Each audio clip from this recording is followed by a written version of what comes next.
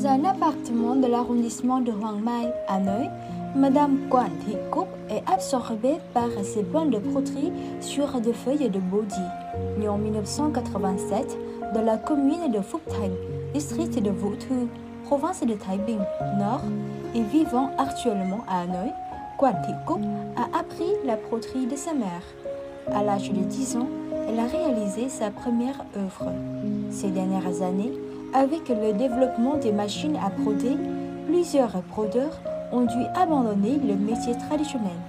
Cependant, Cúc souhaite développer la broderie à la main et montre son esprit créatif en brodant des œuvres sur les feuilles de bodi.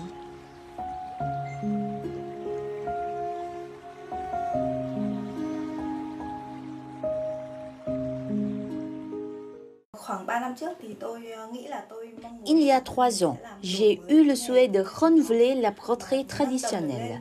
Je voulais l'élever à un nouveau niveau tout en conservant sa beauté.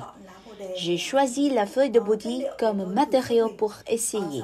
4 mois plus tard, j'ai pu créer mes premières œuvres sur des feuilles de bodi, réalisant des prouesses à la fois techniques et artistiques.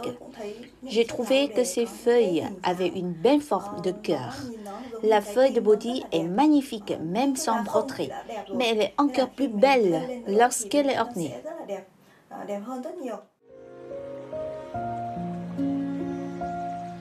Selon Madame Cúc, les étapes pour réaliser cette nouvelle broderie sont les mêmes que celles pour d'autres matières, telles que le tissu et la soie.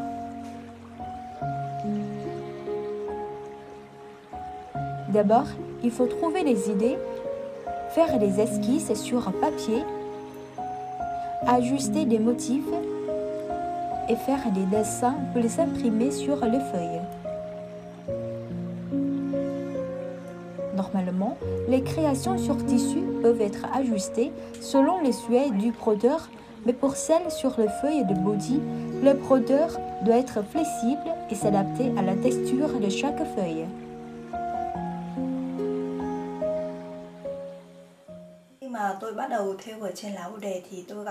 Lorsque j'ai commencé à broder sur des feuilles de bodi, j'ai rencontré de nombreuses difficultés. La première concerne les techniques de broderie. À la surface de la feuille, il y a de nombreux petits trous. Il suffit de tirer fort sur le fil pour déchirer les feuilles. La seconde est que le traitement à la chlorophylle de la feuille doit être soigné afin que sa nervure ne soit pas déchirée.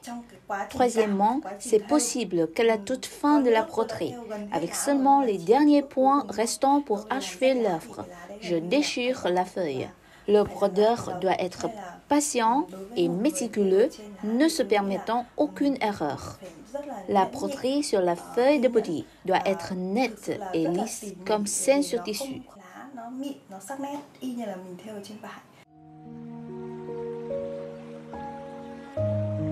Les thèmes des œuvres de Cúc peuvent être de la calligraphie ornée de motifs représentant les fleurs ou des feuilles,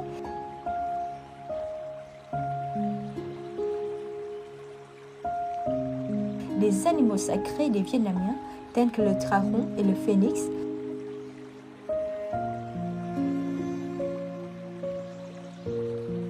de la géomancie tels que les poissons et le flamand, ou des plantes symboliques telles que le lotus et le pin.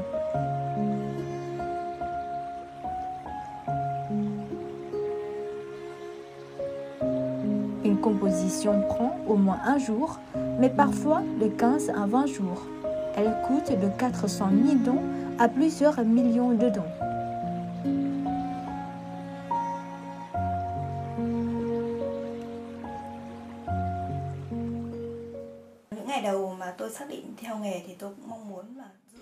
Dès mes premiers essais de broderie sur les feuilles de bodi, j'ai eu l'idée de développer ce type de broderie.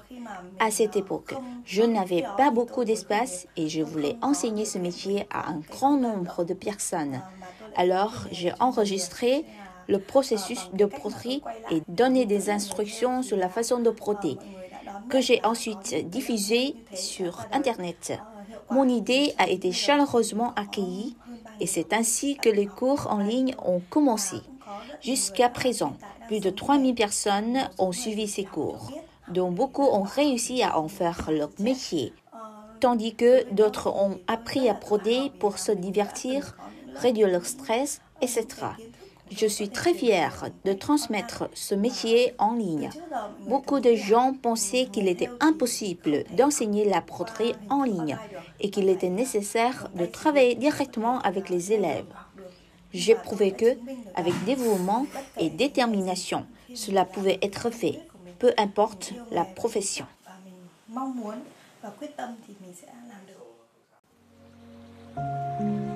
Actuellement, Quan Thị Cúc a réalisé plus de 200 œuvres. Les plus difficiles sont les broderies de pont et de trahoux. Ces dernières ont de nombreux motifs nécessitant des techniques sophistiquées et la couleur change pendant le processus de création. Elles servent de cadeaux lors des fêtes et sont même exportées vers le Japon et les États-Unis.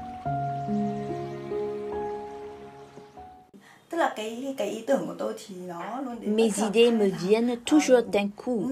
Avant, je réalisais des œuvres en 3D qui pouvaient être découpées dans le tissu brodé. Si j'en ai les moyens, j'aimerais réaliser un film sur ce métier. Ce serait un rêve pour moi. Quoi qu'il arrive, je continuerai de préserver et de développer la broderie traditionnelle.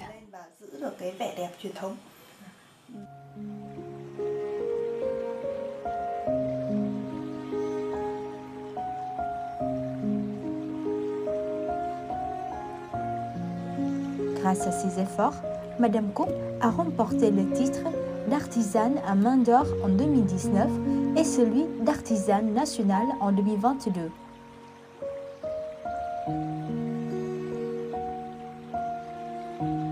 Toujours à la recherche de nouveaux matériaux, Quan Thị Cúc souhaite transmettre ce métier traditionnel à des milliers de femmes passionnées par l'artisanat afin qu'ils ne tombent pas dans l'oubli face au développement de la broderie industrielle.